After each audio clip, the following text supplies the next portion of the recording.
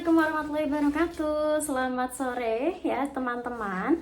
Nah, perkenalkan nama saya Miftahul Hasanah. Di sini saya akan membahas sedikit tentang pemikiran modern dalam Islam ya. Nah, untuk video kali ini karena kita diberi tugas oleh Bapak dosen Profesor Dr. Imam Hanafi untuk memenuhi ujian komprehensif. Nah, di sini kita akan membahas pemikiran modern dalam Islam. Nah, apa sih pengertiannya dari pemikiran modern dalam Islam ini ya, dan juga latar belakangnya ataupun pembaharuan yang dibawakan oleh para tokoh-tokoh modern ini ya. Mari kita simak baik-baik ya teman-teman. Jadi, pengertian atau istilah pemikiran modern dalam Islam ini, yang pertama, kata modern itu berasal dari kata pembaharuan ya, atau yang biasa atau dalam bahasa Arabnya itu tajdid. Nah, dalam bahasa Indonesia biasa dikenal dengan kata modern atau modernisasi. Nah, dalam tatanan masyarakat memiliki arti pikiran, aliran atau gerakan dan usaha untuk mengubah faham, adat istiadat dan lain-lain. Secara istilah, menurut Harun Nasution, pembaharuan dalam Islam artinya pemikiran dan gerakan untuk menyesuaikan paham-paham keagamaan Islam dengan perkembangan baru yang ditimbulkan oleh kemajuan ilmu pengetahuan dan teknologi modern. Nah, latar belakang munculnya pemikiran modern dalam Islam ini, yang pertama ya, ada dua fase atau ada dua masa yang latar belakang munculnya pemikiran ini. Yang pertama pada masa pramodern, yang mana kecenderungan munculnya gerakan atau upaya yang dilakukan secara personal. Nah, yang kedua di masa modern, yaitu adanya proses pelaburan dalam wadah organisasi hingga upaya kolaborasi dengan penguasa. Dalam hal ini, pembaharu menyadari bahwa pemangku kebijakan merupakan hal yang penting dan mendorong sekaligus ikut menentukan keberhasilan gerakan perubahan. Nah, kemudian gagasan dan konsep pembaruan pemikiran Islam ini tidak lepas dari tiga hal yang mendasar. Yang pertama, adanya timbulnya kesadaran pembaruan secara internal sebagai akibat dari sejumlah gagasan Ibnu Taimiyah. Kemudian yang kedua, lahirnya peradaban baru, yakni masa kemajuan atau masa keemasan barat atau lazim disebut dengan Renaissance, yang memunculkan gagasan tentang modernisasi serta pemikiran rasional hingga melahirkan sains dan teknologi yang dimulai di Eropa pada abad ke-16. Kemudian yang ketiga, kondisi negara Arab seperti Mesir dan Turki yang kondisinya sangat memprihatinkan di bawah kungkungan imperialisme penguasa negara-negara Eropa, khususnya di Prancis. Nah, kita tadi sudah membahas dengan pengertian dari pemikiran modern dalam Islam, lalu kita membahas latar belakang munculnya pemikiran modern dalam Islam. Kita akan membahas tentang tokoh-tokoh pemikiran modern dalam Islam.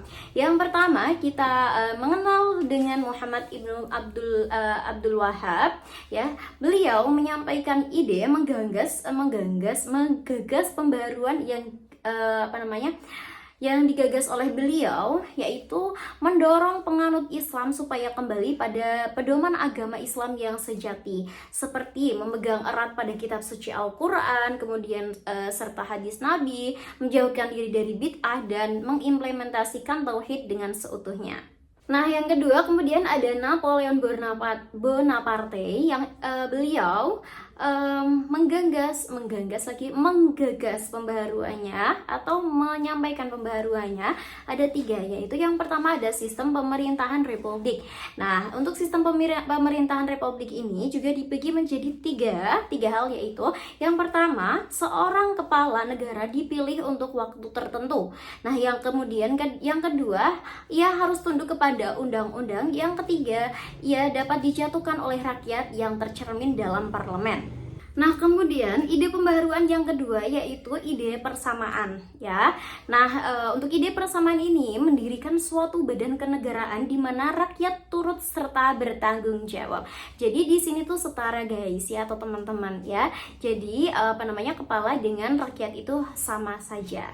Nah, kemudian ide pembaharuan yang ketiga yaitu ide kebangsaan, bahwa orang Perancis merupakan suatu bangsa atau nation, dan bahwa kaum Mamluk adalah orang asing yang datang ke Mesir dari Kaukasus. Jadi walaupun mereka orang Islam tetapi berlainan bangsa dengan orang Mesir. Kemudian tokoh pembaruan Islam selanjutnya yaitu Rif'at At-Tahtawi. Nah, ide-ide yang disampaikan beliau antara lain yang pertama ada ketatanegaraan, yang mana masyarakat suatu negara tersusun 4 kelompok, yaitu raja beserta stafnya, kaum ulama dan cendekia, merupakan golongan yang menjalankan pemerintahan, tentara dan produsen merupakan kelompok masyarakat yang harus patuh dan setia kepada pemerintah. Nah, kemudian ide pembaruan beliau yang kedua yaitu pendidikan. Nah, pendidikan harus berkualitas, universal, dan sama bentuknya untuk semua golongan. Nah, kemudian beliau juga melahirkan emansipasi wanita. Nah, kemudian ide pembaruan beliau selanjutnya yaitu patriotisme atau hubbul waton. Nah, di sini menganjurkan patriotisme yang kuat untuk mendorong orang mendirikan masyarakat yang beradab. Nah, tokoh pembaruan Islam selanjutnya yaitu Muhammad Ali Pasha. Nah, di sini beliau menggagas pembaruan yang pertama ada bidang pendidikan, kemudian bidang militer dan ekonomi. Nah, untuk bidang pendidikan ini beliau menyesuaikan kurikulum dengan keadaan selaras serta relevan dengan tujuan pendidikan yang ingin dicapai. Sehingga dengan begitu perkembangan iptek tidak tertinggal oleh bangsa Eropa. Nah, untuk selanjutnya yaitu bidang ekonomi yang mana beliau memonopoli serta pembangunan sarana transportasi untuk penunjang dalam bidang perekonomian dan menghidupkan transportasi darat agar perdagangan dalam negara dapat hidup kembali. Nah, kemudian yang ketiga, beliau menggagas tentang bidang militer. Beliau mendirikan lembaga militer dan mengadakan reorganisasi dan modernisasi kekuatan militer, melindungi sepanjang pantai Mesir dari serangan musuh, sehingga menciptakan armada laut yang tangguh dan modern. Kemudian tokoh pembaruan modern dalam Islam selanjutnya yaitu Jamaluddin Al-Afghani. Nah, beliau menggagas yang pertama ada kritikan terhadap kaum materialis atau naturalis dalam konsep agama, yang mana mereka menolak adanya eksistensi Tuhan dan ia menjelaskan agama sebagai sumbangan tujuan peradaban dan kemajuan manusia. Nah, kemudian beliau menggagas tentang salafiyah dan pemurnian kembali ajaran Islam. Dan yang ketiga yaitu modernitas atau mendukung adanya modernisasi dalam tubuh umat Islam. Nah, tokoh pembaruan modern dalam Islam selanjutnya yaitu Muhammad Abduh. Nah, beberapa pembaruan yang digagas oleh beliau yaitu yang pertama ada bidang pendidikan. Nah, beliau mengubah sistem pendidikan Al-Azhar di Mesir, dan kemudian bidang sosial, beliau mendirikan organisasi sosial yang bernama Al-Jam'iyah Al-Khairiyah Al-Islamiyah dengan tujuan untuk menyantuni fakir miskin atau anak yang tidak mampu dibiayai oleh orang tuanya untuk berpendidikan di Al-Azhar. Kemudian yang ketiga, bidang agama, beliau menghidupkan ijtihad kembali ya para ulama.